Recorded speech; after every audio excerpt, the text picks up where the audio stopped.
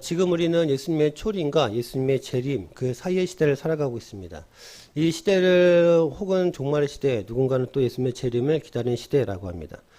이 시대에는 전쟁과 기근, 재난이 종말 혹은 재림의 징조라고 합니다만, 그러나 재난은 어느 특정한 시기에만 일어나지 않습니다.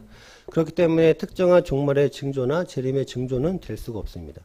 오히려 예수님께서 말씀하시는 확실한 재림의 징조는 모든 민족에게 복음이 전파되는 것입니다. 이 복음 전파의 사명을 제자들에게 이름하셨습니다. 그래서 마태복음은 이 사명을 감당하면서 예수님의 재림을 기다리는 것으로 맞춰집니다. 예수님께서 이 땅에 오시는 것은 큰 기쁨의 소식이죠. 그래서 예수님의 재림 또한 큰 기쁨의 소식입니다. 큰 기쁨의 좋은 소식의 징조도 기대와 소망입니다. 그런데 사탄은 예수님의 재림을 공포스러운 세상의 종말로 바꾸어서 우리에게 불안과 두려움을 줍니다. 종말 자체가 공포스럽기 때문에 종말의 징조도 불안과 두려움이죠. 그래서 불안과 두려움으로 종말을 기다립니다.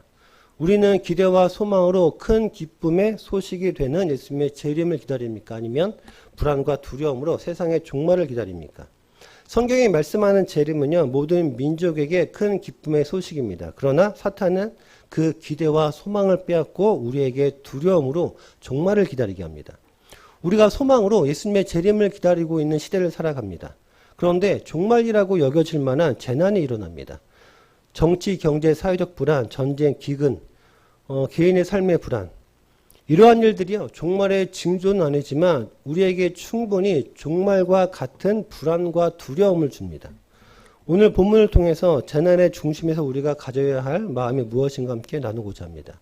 15절을 보면, 그러므로 너희가 선지자 다니엘이 말한 바 멸망에 가증한 것이 거룩한 곳에 선 것을 보거든. 이 말씀은 예수님께서 다니엘서 11장 31절을 인용한 것입니다. 군대는 그의 편에 서서 성소 곧 견고한 곳을 더럽히며 매일 드리는 제사를 피하며 멸망하게 하는 가증한 것을 세울 것이며, 그러니까 다니엘은요, 남유다가 멸망할 것을 예언합니다. 이유는 성전에서 온갖 우상의 제단과 형상을 만들고 제사를 드렸기 때문에 그렇습니다. 그래서 결국 남유다는 BC 586년 하나님의 심판을 받아서 멸망합니다. 그리고 예수님께서 이러한 다니엘서를 인용하시는 그 이유는 지금 현재 예루살렘 성전도 그와 같다는 겁니다. 그래서 멸망한다라는 것을 말씀하시는 것이거든요. 예수님께서 16절부터 20절까지를 통해서 이러한 일이 일어나면, 예루살렘 성전이 멸망하면 제자들에게 해야 될 일 몇 가지를 말씀해 주십니다. 16절부터 18절까지를 보면, 그때 유대에 있는 자들은 산으로 도망할지어다. 지붕 위에 있는 자는 집 안에 있는 물건을 가지러 내려가지 말고, 밭에 있는 자는 겉옷을 가지러 뒤로 돌이키지 말지어다. 그러니까 산으로 피해라, 그리고 포기해라. 그러니까 포기할 것은 포기하고 미련과 집착을 버리라라는 것이거든요. 16절에 보면 그때라는 것은요, 예루살렘 멸망을 의미합니다. 예루살렘 성전이 무너진다라는 것은 예루살렘의 멸망을 의미합니다. 이 사건은 유대 민족뿐만 아니라 서구 문명의 흐름 자체를 바꾸는 결정적인 사건입니다. AD 66년에요. 유대인들이 열심당을 중심으로 해서 로마에 반란을 일으킵니다. 그리고 AD 70년에 반란을 진압하기 위해서 로마의 티토 장군이 군대를 이끌고 예루살렘으로 옵니다. 예루살렘 군대가 6월절 기간에 예루살렘을 포위합니다. 유대 민족 최대 명절인 6월절을 보내기 위해서 수십만 명의 유대인들이 예루살렘에 모였는데 예루살렘이 포위가 되었습니다.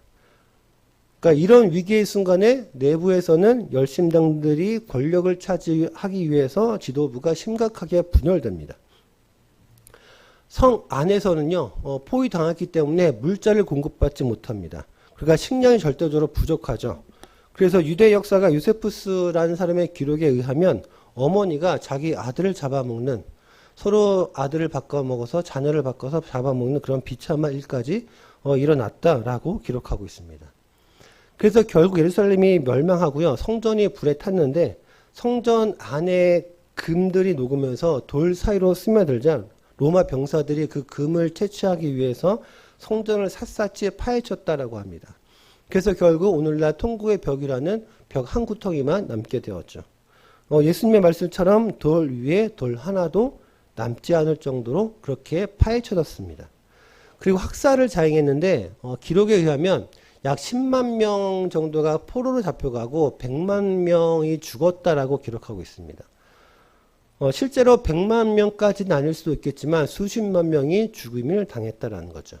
그래서 AD 70년에 예루살렘이 멸망하면서 수많은 유대인이 전 세계로 흩어졌고 19세기 이스라엘이 다시 재건국을 선포하기 전까지 약 1900년 동안 나라 없는 디아스포라 생활을 하게 됩니다. 로마가요, 예루살렘을 딱 정복하고 예루살렘 성전에 승리의 상징으로 로마 군대 깃발을 세웁니다.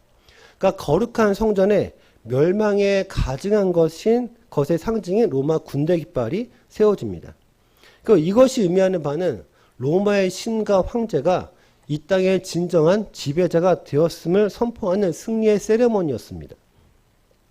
그러니까 이 로마 군대 깃발이요, 로마인들에게는 승리의 영광을 상징하겠죠.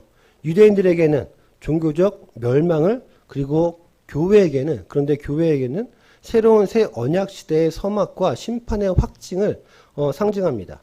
그러니까 성전에서 로마 군대의 깃발이 막 펄럭입니다. 그것을 보는 유대인들에게는 깊은 절망의 깃발이겠죠. 모든 것이 끝났습니다. 그러나 믿음의 눈으로 보면 그것은 하나님의 심판이었고 새 언약 시대가 시작되는 겁니다. 구약의 성전 시대가 끝나고 성령의 새 시대가 시작된 것입니다. 우리 한 사람 그 마음에 성전 삼아 직접 찾아오시는 임마누엘의 하나님의 시대가 시작된 것이죠. 이제 내가 너와 직접 함께하겠다라는 소망의 시작입니다. 우리 삶에도 로마 군대 깃발이 꽂히는 순간이 있습니다. 건강의 위기가 있고요. 경제적 위기가 있고 관계의 위기가 있습니다. 직장의 위기 등 인생의 재난이 나를 점령했을 때 우리는 모든 것이 끝났다라는 깊은 절망의 순간을 맞이합니다. 그런데 그때가요, 바로 내가 의지하던 건물로서의 성전이 무너지고 내 안에 계신 성령님이 선명해지는 새 시대의 시작입니다. 그러니까 유대인들은요, 성전을 중심으로 살았습니다. 사회, 정치, 경제, 종교 모든 것이 성전 중심이었거든요. 하나님을 만나려면 성전에 가야 됩니다. 죄사함을 받으려면 성전에서 제사장의 주도로 제사를 드려야 됐습니다. 그런데 그런 성전이 무너졌습니다. 성전 중심으로 살던 삶이 끝났습니다. 그러면 하나님께서 어떻게 하나님 백성 가운데 거하실 것인가? 우리가 하나님을 어떻게 만날 것인가? 하나님께서 어떻게 우리의 죄를 용서해 주실 것인가? 그러니까 성전이 무너졌기 때문에 이러한 새로운 하나님의 임재의 방법과 죄사함의 방식이 필요합니다. 그래서 사도행전 1장 4절에서 5절과 8절을 보면 사도와 함께 모이사 그들에게 분부하여 이르시되 예루살렘을 떠나지 말고 내게서 들은 바 아버지께서 약속하신 것을 기다리라. 요한은 물로 세례를 베풀었으나 너희는 몇 날이 못되어 성령으로 세례를 받으리라 하셨느니라.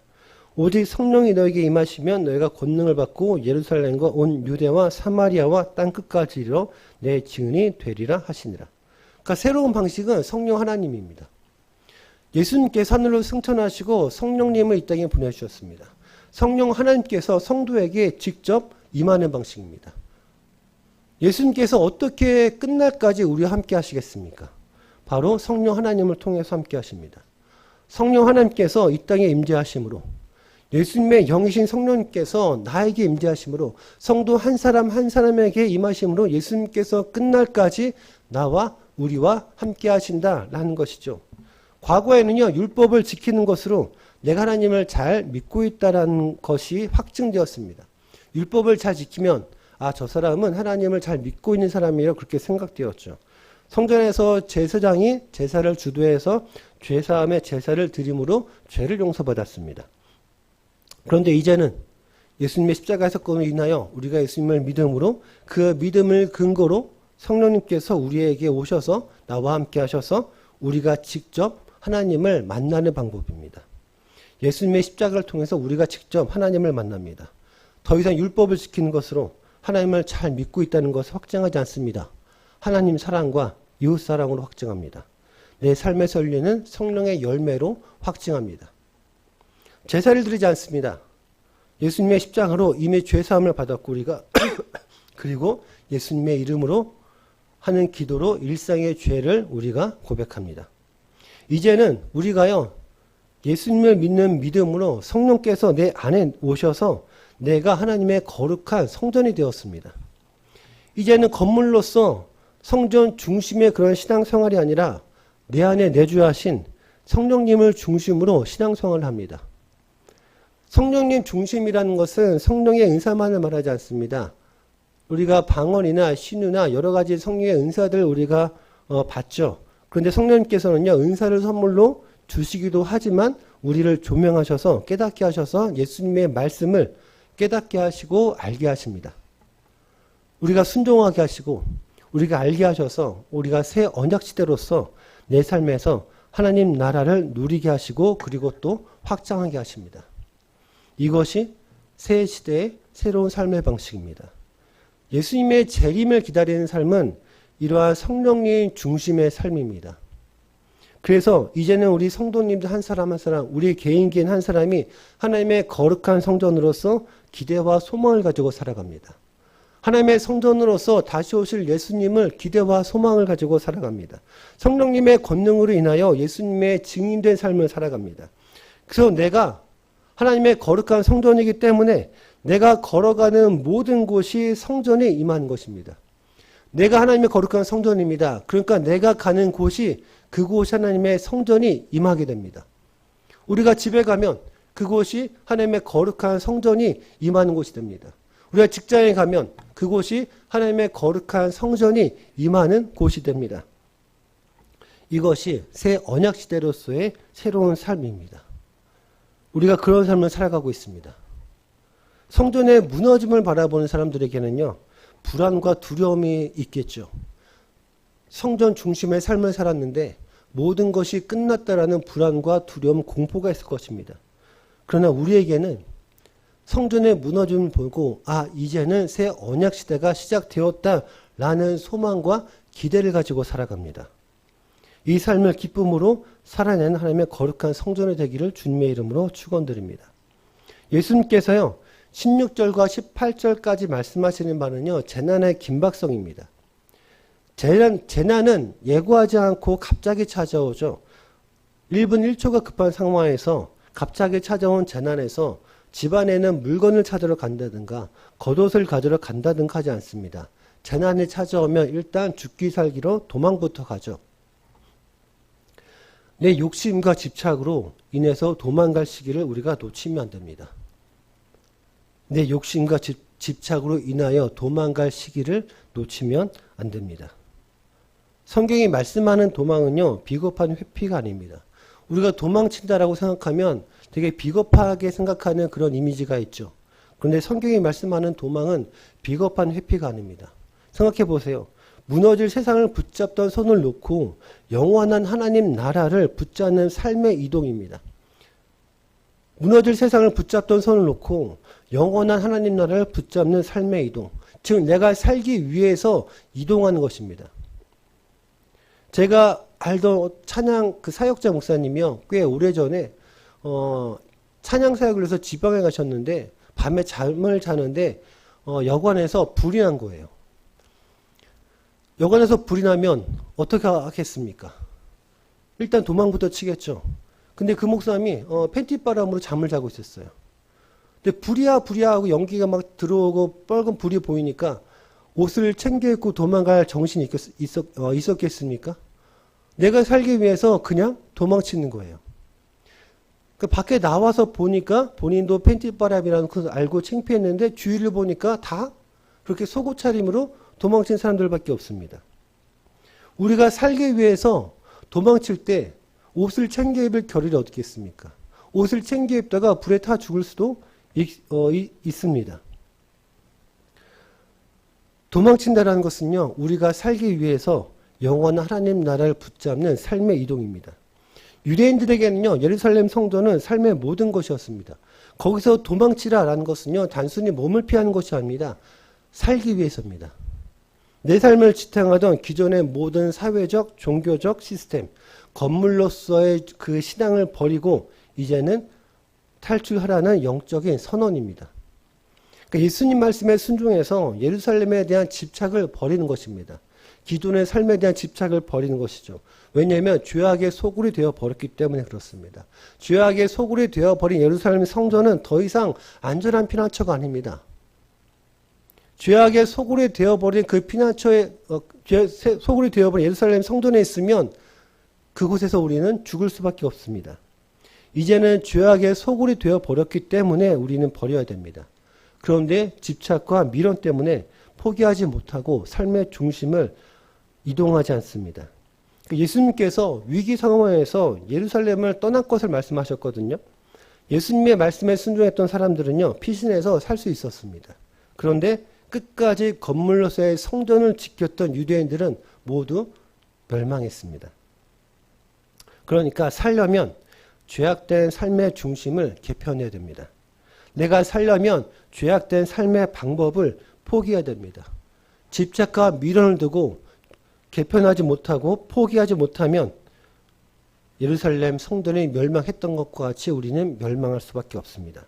그러니까 미련을 두지 마시고 집착하지 마시고 새로운 삶의 방법으로 살아가기를 소망합니다. 19절부터 21절까지를 보면 그날에는 아이 벤 자들과 젖먹이는 자들에게 화가 있으리로다. 너희가 도망하는 일이 겨울에나 안식일에 되지 않도록 기도하라. 이는 그때 큰 환란이 있겠습니다. 창세로부터 지금까지 이런 환란이 없었고 후에도 없으리라. 19절에 보면 화가 있다. 20절에 기도해라. 21절에도 화가 있다라고 말씀하십니다. 큰 환란은 그날의 처참한 불행을 의미하죠. 임산부와 젖먹이 아기를 안고 있는 여자들의 죽음. 임산부의 죽음과 젖먹이 아기를 안고 있는 그 여인의 죽음만큼 굉장히 안타깝고 가슴 슬픈 죽음이 어디 있겠습니까? 이들은 가장 연약한 존재들이죠. 그녀들은 생명을 걸고 보호해야 될 존재가 있어서 빨리 도망가지 못하는 사람들입니다. 겨울에는 강열어서 도망가지 못하죠. 안식일에는 율법에 따라서 일정 거리 이상 움직이지 못합니다. 그러니까 도망갈 수 없는 상황이 두렵다라는 거죠. 내가 도망칠 수 없는 상황이 두렵다. 내가 감당할 수 없는 상황이 두렵다라는 겁니다. 그런데 예수님께서 그러한 때에 기도해라 라고 말씀하십니다. 예수님께서 그러한 때에 기도하라고 하신 그 이유는요. 인생의 재난 앞에서 우리가 할 수 있는 일은 오직 기도밖에 없기 때문에 그렇습니다. 인생의 재난 앞에서 우리가 할 수 있는 일은 무엇이 있겠습니까? 인생의 재난 앞에서 우리가 할 수 있는 일은 오직 기도밖에 없기 때문에 예수님께서 기도해라 라고 말씀하십니다. 그 무기력감에 아무것도 하지 않고 그냥 가만히 계시겠습니까? 공포와 두려움에 그냥 손 놓고 넋 놓고 그냥 계시겠습니까?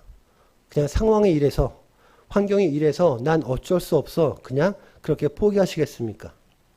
우리가 할 수 있는 일은 그래서 그럼에도 우리가 기도하는 것입니다. 그냥 우리가 넋놓고 있는 것이 아니라 예수님께서 말씀하신 것처럼 기도해라. 기도하면 내가 너를 지켜줄 것이다 라고 말씀하십니다. 예수님께서요 19절부터 21절까지 이렇게 재난을 말씀하신 이유는요. 예루살렘 멸망이 얼마나 끔찍하고 얼마나 불행하고 얼마나 처참한지 창세로부터 지금까지 이런 환란이 없었고 후에도 없겠다라고 하시는데 이런 환란에 대한 공포와 두려움을 주기 위함이 아닙니다. 예수님께서 이런 큰 환란과 이런 큰 공포가 있기 때문에 너희들은 이런 공포와 두려움을 주기 위해서 이런 말씀을 하시는 것이 아닙니다. 우리가요 종말이라고 생각할 만큼의 큰 재난을 겪습니다. 우리 인생에 재난 겪잖아요. 정말 죽지 못해 살아가는 그런 인생들도 있습니다. 영적인 기근으로 인해서 사망의 권세에 묶여있는 사람들도 있죠. 영적인 가뭄으로 인해서 땅이 메말라서 쫙 갈라진 것처럼 그렇게 마음이 메마르고 찢긴 사람들, 상한 사람들이 있습니다. 삶의 소망이라고 찾아볼 수 없는 사람들이 있죠. 삶의 고난은 우리에게 있어서 매번 큰 환란이지 않습니까? 그러나 이것은 하나님께서 우리에게 공포와 두려움을 주기 위함이 아닙니다. 우리를 버리셨다라는 그 증거가 아닙니다. 오히려 우리가 의지하던 눈에 보이는 성전을 치우고 영원한 하나님을, 영원한 성령님을 우리 가운데서 높이 세우시려는 소망의 신호입니다. 우리는 이미 성령님께서 함께 하십니다. 그 함께 하시는 성령님을 우리 마음 가운데 높이 세우시려는 소망의 신호라고 할 수 있습니다. 세상의 강함이 거룩한 성전을 점령한 것 같아 두려우십니까? 그러나 그 순간이 바로요, 새 언약의 통치가 우리의 일상에서 시작되는 순간입니다. 그래서 우리에게 기도하라고 하십니다. 그러한 순간은 기도하는 때라고 하십니다. 22절 말씀하시죠. 그 날들을 감하지 아니하면 모든 육체가 구원을 얻을 것이나 그러나 택하신 자들을 위하여 그 날들을 감하시리라. 택하신 자들을 위하여 그 날들을 감아 주신다. 하나님께서 우리를 보호해 주신다라는 말씀입니다. 인생의 재난 앞에서 기도하면 우리 마음 가운데 성령 하나님의 권능을 높이 세우면 하나님께서 우리를 지켜주고 보호해 주실 것이다. 그 절망의 날에서, 전쟁과 기근의 날에서 하나님께서 우리를 지켜주고 보호해 주실 것임을 말씀하십니다. 영적으로, 물리적으로, 육체적으로 우리를 보호해 줄 것임을 하나님께서 말씀하십니다. 내가 너의 그 생명을 지켜주겠다. 내가 너의 그 영을 지켜주겠다. 내가 너의 그 재난에서 내가 너를 지켜주겠다. 우리의 인생에서 하나님의 보호하심이 없었다면, 우리를 인도하신 하나님의 손길이 없었다면 우리가 어떻게 오늘까지 살아갈 수 있었겠습니까? 하나님께서는요, 재난의 폭풍을 없애주신 분이 아니라 그 폭풍이 우리를 감싸지 못하도록, 삼키지 못하도록 우리의 날을 감하시고 우리를 품으시는 분입니다. 택하신 자들을 위하여 그 날들을 감하시리라. 우리를 위하여 그 날들을 감하시리라. 즉 내가 너를 품을 것이다. 내가 그 재난 앞에서 너를 품을 것이다. 그리고 23절 26절 말씀을 하시죠. 그때 사람이 너희에게 말하되 보라 그리스도가 여기 있다 혹은 저기 있다 하여도 믿지 말라. 거짓 그리스도들과 거짓 선지자들이 일어나 큰 표적과 기사를 보여 할 수만 있다면 택하신 자들도 미혹하리라. 보라 내가 너희에게 미리 말하였노라. 그러면 사람들이 너희에게 말하되 보라 그리스도가 광야에 있다 하여도 나가지 말고 보라 골방에 있다 하여도 믿지 말라. 재난을 통해서 종말에 대한 불안과 두려움을 누가 줍니까? 하나님이 주시는 것이 아닙니다. 오늘 말씀에 보면 하나님은 재림의 소망과 기대를 주십니다. 근데 23절에 보면 그때 사람이 너희에게 말하되 보라 그리스도가 여기 있다 혹은 저기 있다 하여도 믿지 말라. 즉 그 사람은 종말에 대한 불안과 두려움을 줍니다. 그 사람은 그 24절에 거짓 그리스도들과 거짓 선지자들입니다. 재난을 통해서 인생의 고난을 통해서 절망과 두려움을 주기 때문에 그 사람 곧 거짓 그리스도들과 거짓 선지자들은 우리를 미혹합니다. 큰 표적과 기사라고 하는데요. 어려울 때 불안할 때 뭔가 영적으로 강력한 사람이 막 이적 같은 일들을 보여주면 미혹당하기 쉽습니다. 왜냐하면 우리 안에 불안과 두려움이 있기 때문에 미혹당하기가 쉽죠. 재난의 불안과 두려움을 이용해서 우리에게 종말에 대한 두려움을 심어줍니다. 이 두려움을 이용해서 우리를 다른 길로 인도합니다. 우리도 불안하니까 두려우니까 우리를 미혹하는 것들은 이 시대의 문화와 가치관과 시대 사상, 힘의 논리 등에 쉽게 넘어갑니다. 이 시대의 문화를 한번 보세요. 육체적 쾌락을 추구하기가 얼마나 쉬운 세상입니까? 하나님과 멀어지기 쉬운 문화들이 얼마나 도처에 널려 있습니까? 사랑과 소망이 변질되었습니다. 진리가 너무나도 많아졌습니다. 이 시대가 추구하는 가치관도 마찬가지잖아요. 오로지 돈과 인본주의만을 추구하는 가치관입니다. 힘을 추구하는 다양한 삶의 방법으로 살라고 말합니다. 세상의 강함과 힘을 추구하는 가치관, 인본주의를 추구하는 가치관은 하나님과 멀어지는 가치관입니다. 이러한 것들이 다양한 사회 활동을 통해서 법률을 제정하고 또 미디어, SNS 등 모든 것들을 통해서 우리를 하나님과 멀어지도록 미혹합니다. 그래서 우리의 일상을 붙잡습니다. 얼마나 많은 시간과 얼마나 많은 돈을 얼마나 깊은 마음을 유튜브와 SNS에 쏟습니까? 우리를 미혹하게 합니다. 우리를 종속되게 합니다. 그래서 예수님께서 우리에게 경고하시죠. 넘어가지 말아라. 그러한 때에 기도해라. 종말의 시대에 믿지 말라. 종말의 시대에는 너희를 미혹하리라. 거짓 그리스도, 거짓 선지자는 예수님의 말씀과 반대로 말합니다. 예수님은 빨리 피해라, 도망가라, 기도하라고 하시지만 거짓 그리스도, 거짓 선지자들은 자신들이 로마 군대를 이길 수가 있으니 걱정하지 말고 그냥 거짓된 죄악된 예루살렘 성전에 그냥 있으라고 합니다. 자신을 믿으라고 합니다. 그런데요, 예수님의 말씀에 순종했던 사람들은 살았습니다. 그러나 거짓 그리스도를 믿은 사람들은 모두 멸망했습니다. 불안과 두려움에 휩싸이면 우리 여러 가지 소리가 들립니다. 우리 안에 불안과 두려움으로 인해서 그 소리를 분별하기가 어렵습니다. 우리가 분별해야 되는 목소리는요, 우리를 선동하는 목소리, 우리를 분열케 하는 목소리, 우리의 하나됨을 깨는 목소리입니다. 그래서 어떤 사람은 광야에 그리스도가 계시다, 어떤 사람은 비밀스러운 장소에 계시다라고 하지만 예수님은 나와 함께 하십니다. 예수님은 아무도 없는 광야에 계시지 않습니다. 예수님은 나와 함께 계십니다. 예수님께서는요, 비밀스럽게 계시지도 않습니다. 예수님은 번개같이 모든 사람이 볼 수 있도록 이 땅에 오십니다. 민수기 21장에 보면요, 이스라엘 백성들이 광야에서 하나님을 원망합니다. 그랬더니 불뱀에 물려 죽게 되었죠. 하나님께서 모세에게 장대에 놋뱀을 만들어서 높이 들고 그 놋뱀을 보는 사람은 살게 될 것이라고 말씀합니다. 구원의 방법이 어렵고 비밀스러운 방법입니까? 아닙니다. 구원의 방법은 높이 들려있는 놋뱀, 십자가를 보면 살 수 있습니다. 예수님의 다시 오심도 마찬가지죠. 모든 사람이 볼 수 있도록 그렇게 오실 것입니다. 그래서 27절, 28절 말씀을 하시죠. 번개가 동편에서 나며 서편까지 번쩍임 같이 인자의 임함도 그러하리라. 죽음이 있는 곳에는 독수들이 모일 것이니라. 예루살렘의 멸망에 관해서 말씀하신 예수님께서요, 갑자기 재림에 대해서 말씀하십니다. 그러니까 종말의 징조라고 우리에게 그것이 곧 재림의 징조라고 하는 거짓 징조와 예수님께서 말씀하신 재림은 그게 다르다는 겁니다. 거짓 그리스도, 거짓 선지자는 사람들을 미혹해서 비밀스럽게 자신에게 모이도록 하고 자신의 세력을 만듭니다. 공포와 두려움을 이용해서 그것이 예수님의 재림, 곧 종말이라고 합니다. 그러나 예수님의 재림은 기대와 소망이고 공개적이고 사람들을 비밀스럽게 특정하게 모으지도 않습니다. 모든 사람들이 볼 수 있도록, 그리고 예수님께서는 더 이상 표적이나 이적으로 예수님을 입증하지 않습니다. 예수님께서 제자들에게 이름하셨습니다. 모든 민족에게 증인이 되어서 제자로 삼아라. 성령 하나님께서 각 사람에게 함께 하셔서 하나님의 성전으로 세우셔서 모든 민족에게 우리가 하나님의 성전임을 증언케 하실 것입니다. 성전 파괴와 재림은 전혀 다른 사건입니다. 성전 파괴는 징조가 있지만 재림은 어떠한 징조도 없이 한순간에 모든 사람이 볼 수 있도록 그렇게 임할 것입니다. 일탈을 강요하는 재림의 징조는 거짓 징조입니다. 오히려 건강한 재림의 징조는 일탈이 아니라 일상에 대한 소망을 갖게 합니다.